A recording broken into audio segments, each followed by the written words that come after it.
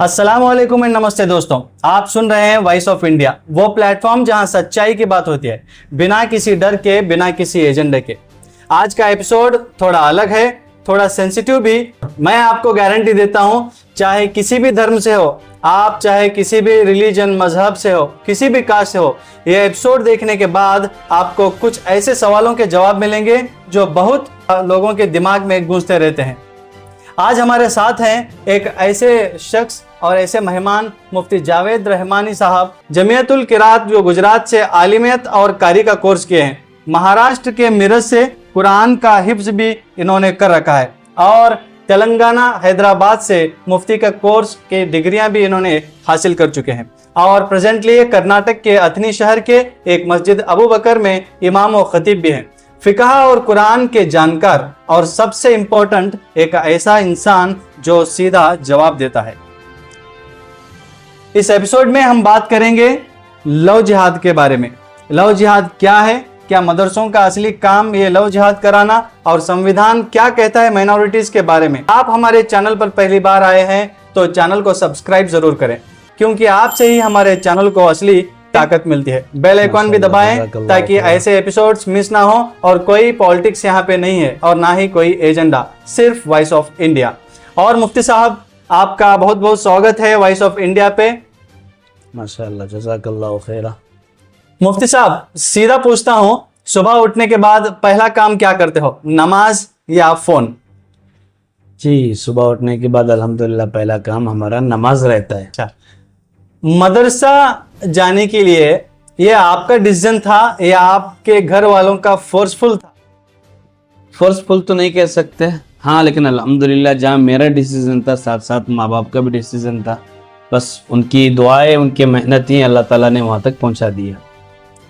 मुफ्ती साहब, एक इमाम की जिम्मेदारी क्या होती है? क्या इमाम का सिर्फ नमाज पढ़ाना ही उसका एक मकसद होता है या फिर कुछ और भी? एक्चुअली एक इमाम उसका जिम्मेदारी क्या होती है एक सोसाइटी में, थोड़ा बताइए। जी अल्हम्दुलिल्लाह, बहुत बेहतरीन, बहुत अच्छा सवाल किए। आज के ज़माने के हिसाब से मैं आपको बताऊं, इमाम की जिम्मेदारी नहीं, असल सबसे पहले हमको और आपको समझना है, ये जो मिंबर पर खड़ा हुआ इमाम है ये अल्लाह के रसूल का नाइब है। अल्लाह के रसूल सल्लल्लाहु अलैहि वसल्लम का मुसल्ला है। तो अल्लाह के नबी सल्लल्लाहु अलैहि वसल्लम के वास्ते से ये अल्लाह के नबी तक पहुंच जाता है। तो ये इमाम जो है नबी का वारिस है।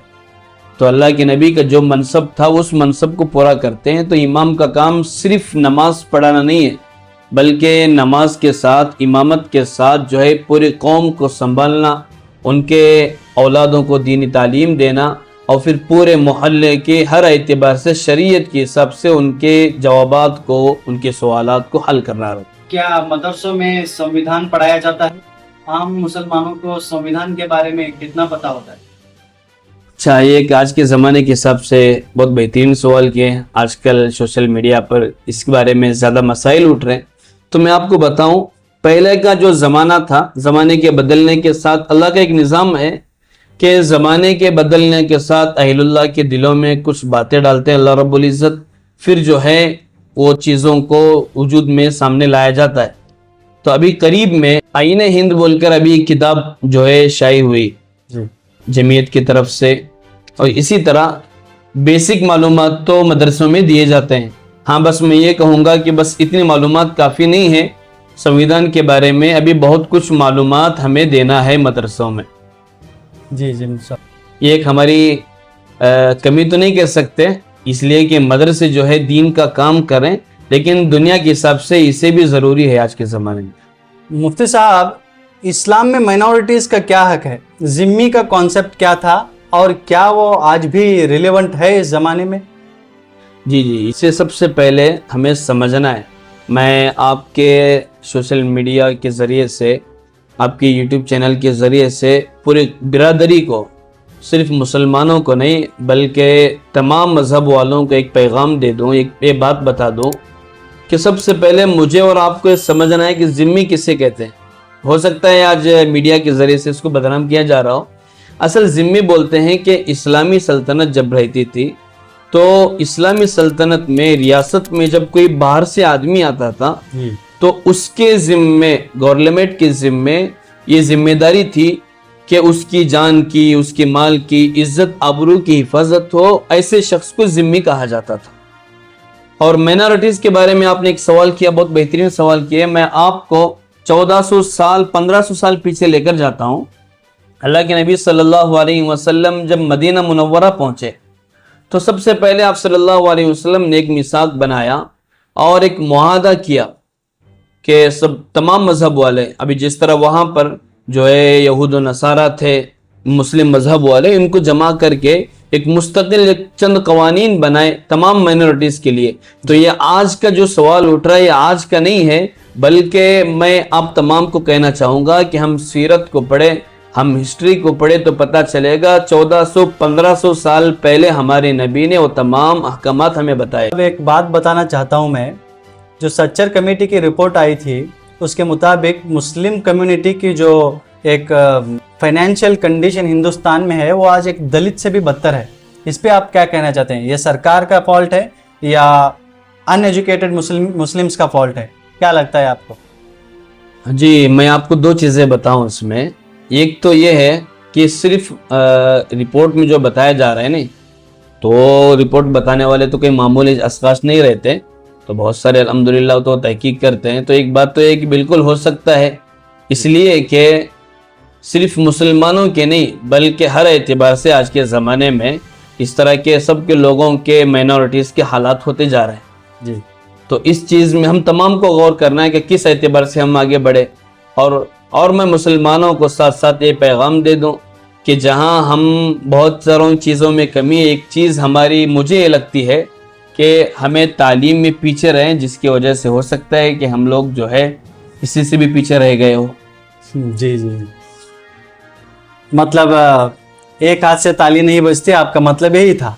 हाँ जी, सिर्फ गवर्नमेंट को बदनाम करना या सिर्फ एक कम्युनिटी को बदनाम करना ये जवाब का हल नहीं है, मसले का हल नहीं है। जी, आप मुफ्ती साहब, एक ऐसा सवाल है जो बहुत लोगों के दिमाग में फैलता है, लव जिहाद।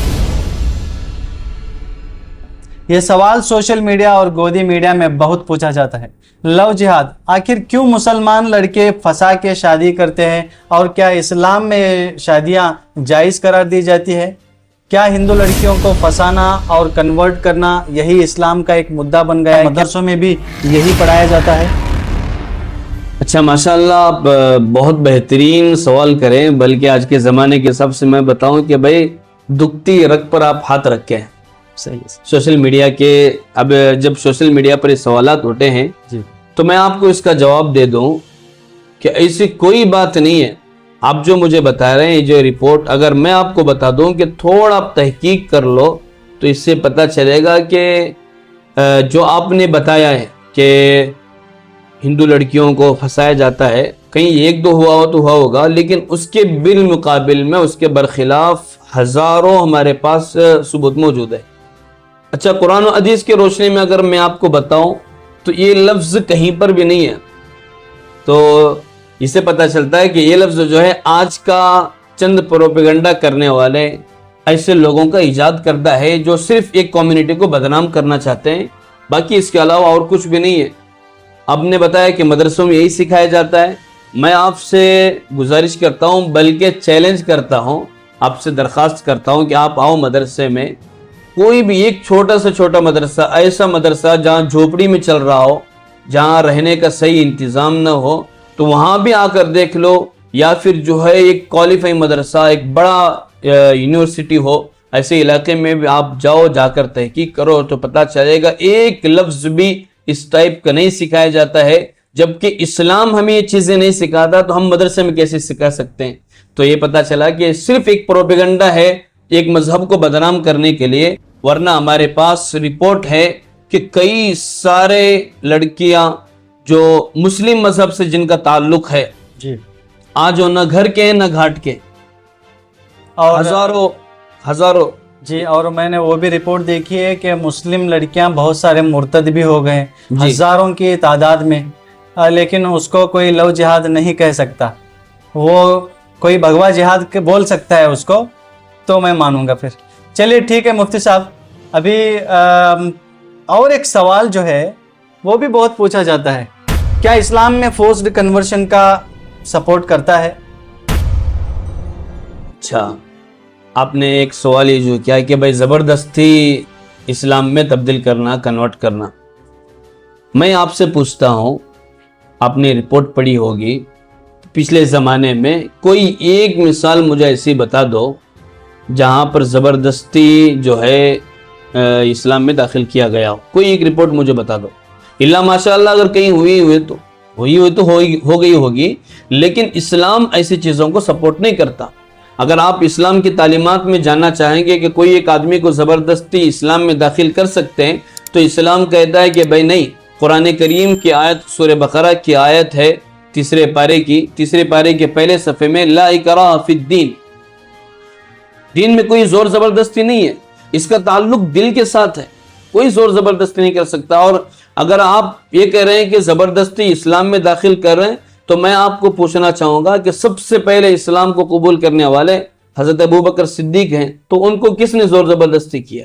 तो इसी तरह एक पूरी हिस्ट्री है इन मुल्क हिंदुस्तान में, जहाँ मैं और आप रह रहे हैं। इस्लामी सल्तनत 800 साल रही है। इन 800 साल में किसी एक ने भी एक आदमी के लिए ज़बरदस्ती किया हो तो ऐसा नहीं है, बल्कि बस एक लोगों के जहनों को ये मुंतशिर किया करने के लिए एक सवाल डाल देते हैं हमारे जहनों में, और बस मैं और आप इसको लेकर चलते हैं, हकीकत तक हमें पहुंचने की कोशिश नहीं करते। जी, मुझे इस पर जो है अल्लामा इकबाल का एक शेर याद आ गया कि हकीकत खुराफात में खो गई, ये उम्मत रिवायात में खो गई। हम सुने सुनाए बस गाड़ी को चला देते। बहुत लोग कहते हैं मुस्लिम ज़्यादा बच्चे इसलिए पैदा करते हैं कि ताकि 2050 तक मेजॉरिटी बनकर सारे हिंदुस्तान में अपनी तादाद को ज़्यादा से ज़्यादा बढ़ाकर अपनी गवर्नमेंट को पावर में लाए। क्या ये सच है? अच्छा, माशाल्लाह, आपने ये जो सवाल किया, मैं आपसे पूछता हूँ, क्या इस तरह का तस्वुर मुसलमानों में है? नहीं है, इसलिए कि कौन करेगा। अच्छा, आप रिपोर्ट देख लो। अभी कुछ देर पहले आप सज्जर कमेटी की आप मुझे रिपोर्ट बताए, तो मैं चाहूँगा कि आप वो रिपोर्ट भी पढ़े। आपके ज़रिए से आपके जितने सोशल मीडिया पर चाहने वाले हैं, जितने आपके फॉलोअर्स हैं, जितने सब्सक्राइबर हैं, मैं उनको ये पैगाम देना चाहता हूँ कि आप भी थोड़ा मुताला कर ले, थोड़ा पिछली रिपोर्ट निकाल ले कि हर ज़माने में, अभी जो ज़माना चल रहा है, तो हर कम्युनिटी में, हर मज़हब में जो है ये औलादों की कमी होती शुरू हो रही है। और सिर्फ ऐसा नहीं है कि ये सिर्फ एक इल्ज़ाम है मुसलमानों पर। पहला ज़माना था, अब के ज़माने की खुराक अलग है, तो बच्चे कम हो रहे हैं। तो ऐसा नहीं कि भाई सिर्फ मुसलमानों के बच्चे बढ़ रहे हैं, ये बस एक इल्ज़ाम है, बेबुनियाद इल्ज़ाम है, जिसके आगे न सर है न पैर है। एक डायरेक्टली पूछा जाने वाला सवाल, हर टेररिस्ट मुस्लिम ही क्यों होता है? क्या आप कहते हैं इसके बारे में? जहां भी देखो कसाब मुस्लिम था, और भी बहुत सारे नाम हैं जो मुसलमान के नाम निकल के आते हैं। क्यों आखिर हर एक टेररिस्ट मुस्लिम होता है? अगर गधे को शेर बनाया जाए तो क्या वो शेर हो जाएगा शेर का लिबास डालने से? तो ऐसा नहीं है, बल्कि मैं आपसे पूछता हूँ, पिछले चंद बीते सालों में, आज़ादी के बाद ही ले लो, आज़ादी से पहले की बात नहीं है, अब मैं और आप एक इज़्ज़तदार मुसलमान, इस मुल्क का इज़्ज़तदार शहरी है। सबसे पहले तो मैं आपको बताऊं, आज़ादी के बाद ले लो, कई सारे जो है फसादात हुए। मुजफ्फरनगर का फसाद हुआ, फिर उसके बाद भागलपुर का फसाद हुआ, फिर गोधरा कांड हुआ, वहाँ का फसाद हुआ, और मालूम नहीं कहाँ कहाँ के फसादात हुए। तो उसमें क्या मुसलमान जो है उसमें नाम आया किसी का? तो ऐसा नहीं है, बल्कि उससे बढ़कर मैं आपको बताऊं, हमारे मुल्क हिंदुस्तान के चंद बाइज्जत और बड़े बड़े लीडरों का जो है कत्ल हुआ, क्या उसमें कोई मुसलमान था? क्या बाबरी मस्जिद को शहीद करने वाले मुसलमान थे? अच्छा, मैं और आप जो है पूरी कौम, जिनको बाबा कौम महात्मा कहती है, गांधी जी, इनको किसने कत्ल किया? ये कोई मुसलमान था? तो नहीं है, इस तरह नहीं है, बल्कि जिस तरह मैंने अभी कहा कि एक कम्युनिटी को बदनाम करने के वास्ते एक बात को बार बार दोहराया जाता है, फिर वो दिमागों में लोगों की फिट किया जाता है कि भाई यही है। तो यहाँ पर फिर ये होता है कि झूठ भी सच होने लगता है। तो इस तरह की बात है। एक डायरेक्टली पूछता हूँ, क्या आप गोदी मीडिया फ्रेज यूज करते हो? क्या मेन स्ट्रीम मीडिया फेयर है और मुस्लिम के साथ क्या उनका व्यवहार जो है वो सही है? माशाल्लाह, आप तो बहुत कीमती सवाल किए हैं। अच्छा, आपने कहा कि डायरेक्ट सवाल कर रहा हूँ, आपका काम है पूछना, और पूछना भी चाहिए। मुझे एक हदीस याद आ गई, अस्सवालु निस्फुल इल्म, सवाल करना भी एक आधा इल्म है, तो इसीलिए पूछना चाहिए। तो बहुत अच्छी बात है माशाल्लाह। मैं बताने की कोशिश करूँगा कि आजकल जो मीडिया है, असल में सबसे पहले तो मैं आपको बताऊँ, ये मीडिया को गोदी मीडिया के जो नाम पड़ा है ना, उनकी हरकतों और करतूतों की वजह से पड़ा है। तो असल में मीडिया का काम था सच दिखाना, जो चीज रियल में हो रही है उसको दिखाना मीडिया का काम था, कि भाई अपना पैगाम औरों तक पहुंचाना। अब लेकिन अब जमाना ऐसा बदल चुका है कि मीडिया का काम टीआरपी रह गया है। टीआरपी लेने के लिए कहीं सी रिपोर्ट कहीं की भी जोड़ दो। जी जी। बल्कि जब कोई काम आमतौर पर कैसा हो रहा है आजकल सोशल मीडिया पर, और जितने भी न्यूज़ चैनल, में किसी एक न्यूज़ चैनल का नाम नहीं लूँगा, लेकिन मैं बताऊंगा कि आजकल चल क्या रहा है। आजकल किसी की गलती हो जाती है कि दूसरे मजहब वालों की, तो वो गलती की हद तक रहती है, लेकिन कोई एक गलती एक मजहबी इस्लाम वालों की हो जाती है तो उसको जो है पूरे मजहब के साथ जोड़ा जाता है। तो इस तरह फिर कैसे हमें यकीन करें कि मीडिया मुसलमानों को सपोर्ट कर रहा है? नहीं, मैं चाहता हूं कि मैं ये कहना चाहूँगा कि आप मुसलमानों को सपोर्ट मत कीजिए। मैं ये कहना चाहूँगा कि आप हक बात लोगों के सामने, सही बात लोगों के सामने रखिए। आपका जो काम है, एक जर्नलिस्ट का जो काम रहता है, आप वो काम कीजिए। आप सोशल मीडिया यूज करते हो क्या? कभी किसी ने गाली दिए, थ्रेट मिला है? अच्छा, चूंकि आज 2026 में जी रहे हैं, अब तो एक बहुत मशहूर है, टेक्नोलॉजी का दौर है और फिर जो है एआई का ज़माना है, तो हम फिर कैसे इस्तेमाल नहीं करते? सोशल मीडिया इस्तेमाल करते हैं और अल्हम्दुलिल्लाह बहुत सारे पोस्ट भी डालते हैं, जो जो चीज़ें हमें मुनासिब लगती है वो डालते भी हैं। हाँ, बहुत कुछ सुनने भी मिलता है, बहुत मर्तबा तारीफ भी होती है, कमेंट में जाकर कभी कभी वक्त मिला तो देखते हैं, तारीफ भी होती है। बहुत मर्तबा गलत बात भी लोग बोल देते हैं। तो बहरहाल ये ज़माना है, दर्द होता है कि भाई ये नहीं होना चाहिए, लेकिन लोग करते हैं। मुफ्ती जावेद अहमद रहमानी साहब, अब एक रैपिड फायर राउंड।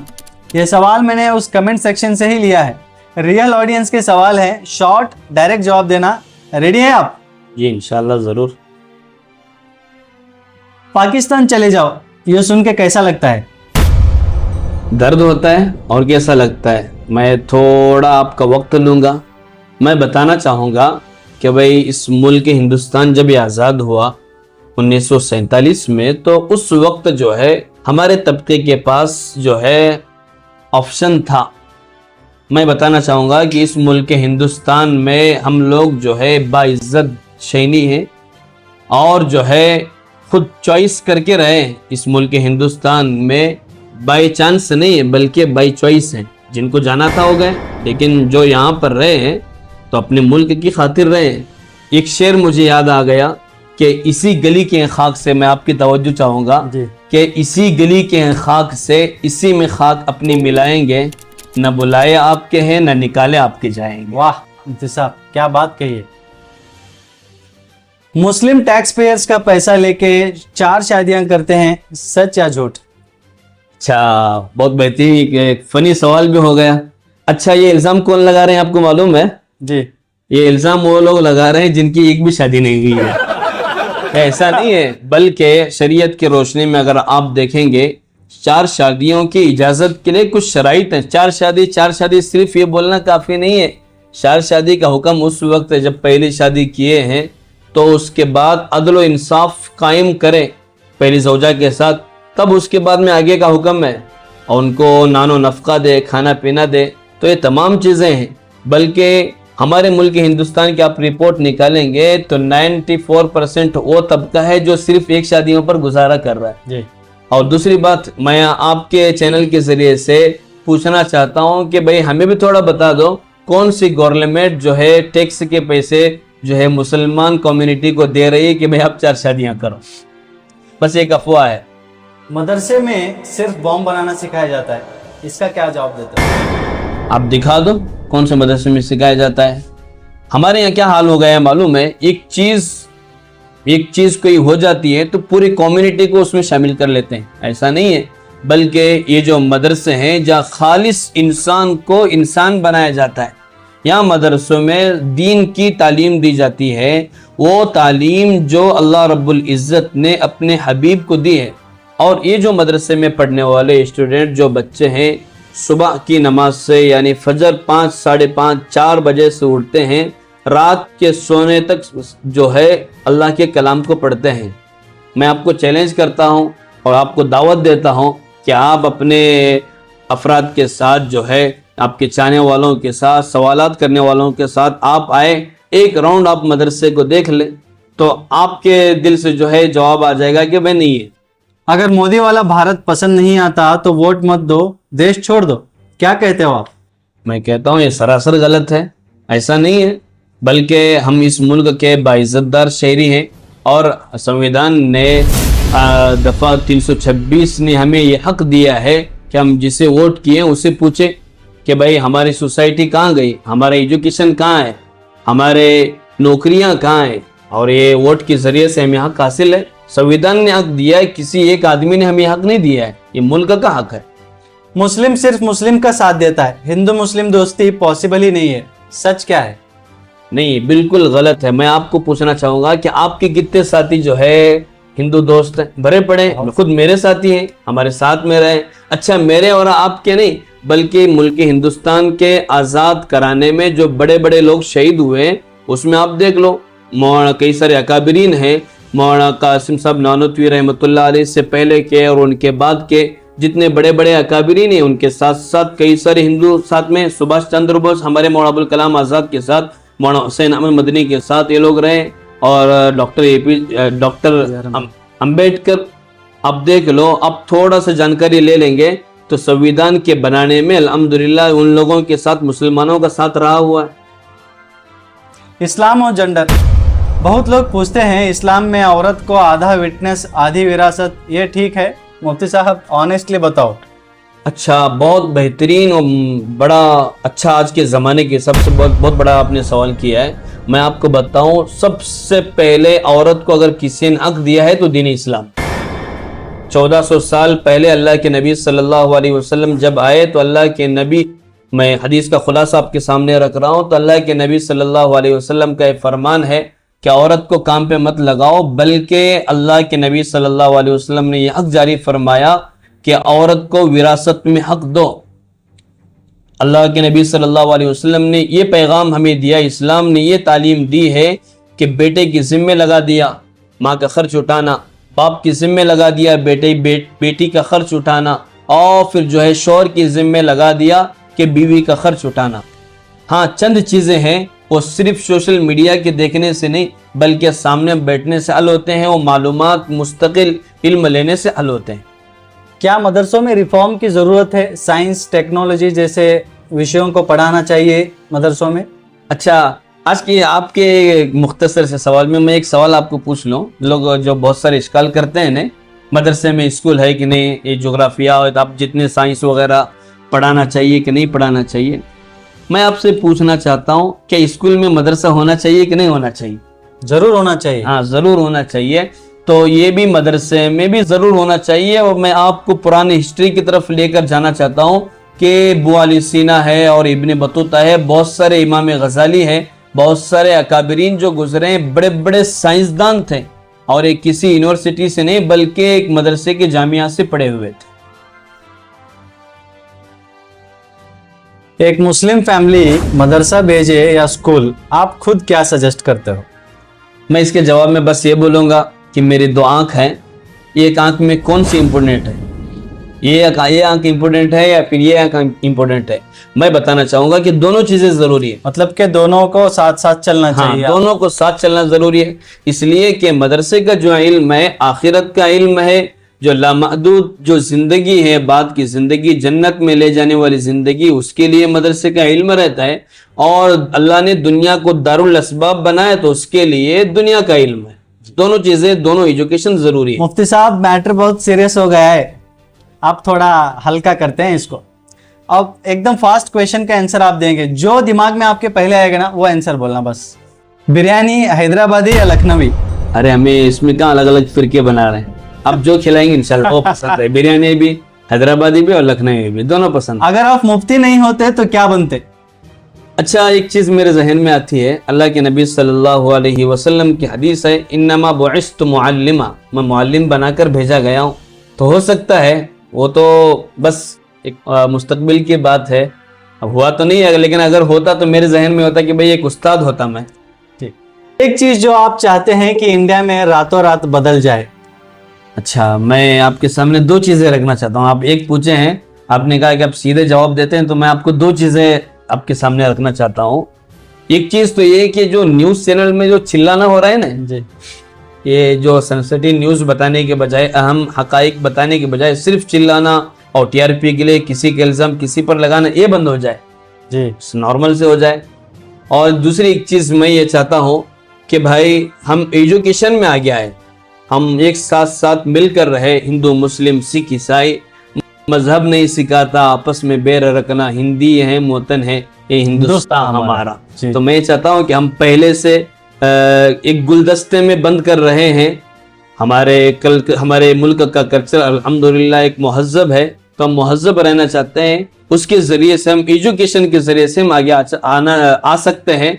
तो मैं आपको कहना चाहूँगा कि आपके चैनल के ज़रिए से, चाहे वो हिंदू हो, मुस्लिम हो, सिख हो, ईसाई हो, कोई भी हो, हम एजुकेशन के ज़रिए से आगे बढ़े। अब जावेद रहमानी साहब, आपका एक मैसेज उन लोगों के लिए जो पॉडकास्ट देख रहे हैं और स्टिल गूगल पे से सर्च कर रहे हैं कि एक मुफ्ती क्या होता है? अच्छा, आपने पूछा कि मुफ्ती क्या होता है, बहुत सारे लोग सर्च कर रहे हैं, अच्छी बात है। तो मैं आपको बताऊं कि शरीयत की जानकारी जो हासिल होती है, सबसे पहले एक हाफिज है कुरान की जानकारी वाला, मैंने कुरान याद करा हुआ, फिर उसके बाद आलिम रहता है, उसके बाद फ़िक़ा में, आपने जो फ़िक़ा का लफ्ज़ लाया, मसले मसाइल हमारे आसान उर्दू में अगर बोलो तो फ़िक़ा में जो पीएचडी करने वाले को मुफ्ती कहते हैं, जो शरीयत के रोशनी में लोगों के मसाइल को हल करता है और लोगों को एक हल तक लाकर छोड़ देता है सही रास्ते पर, उसे मुफ्ती कहते हैं। मुफ्ती जावेद रहमानी साहब, आज के पॉडकास्ट का एक आखिरी सवाल, आखिर अगर पूरा इंडिया हिंदू मुस्लिम सिख ईसाई सब एक साथ ये पॉडकास्ट देख रहे हैं, एक मैसेज देना हो तो आप क्या देंगे? मैं एक मैसेज ये देना चाहूँगा कि भाई हम एक दूसरे को जाने पहचाने, ताल्लुकात को बढ़ाए, ना आप हमसे डरे ना हम आपसे डरे, ये डर का माहौल ख़त्म करें, इसलिए कि हम तमाम इस मुल्क के बाइज़्ज़त शहरी हैं, तो एक साथ रहें और जो है हर एतबार से मिलजुल कर काम करें। इससे पहले भी हम मिलजुल कर रहे हैं, तो आइंदा भी इंशाल्लाह मिलजुल कर रहेंगे। मुफ्ती जावेद रहमानी साहब, बहुत बहुत शुक्रिया। आज की एक आपकी बात जो थी वो बहुत लोगों के दिल तक पहुंची है। अब आप सब व्यूअर्स, अगर आज के हमारे एपिसोड से आपको कुछ नया सीखने को मिला हो तो एक काम कीजिएगा, नीचे सब्सक्राइब बटन दिया हुआ है और उस सब्सक्राइब बटन को दबाइए और बेल आइकॉन को भी दबाइए और हमें सपोर्ट कीजिए, क्योंकि वॉइस ऑफ इंडिया तब तक चलता रहेगा जब तक आपकी आवाज़ ही उड़ती रहेगी। ये वॉइस ऑफ इंडिया है। माशाअल्लाह, जज़ाकल्लाहु खैरा, बहुत खुशी हुई।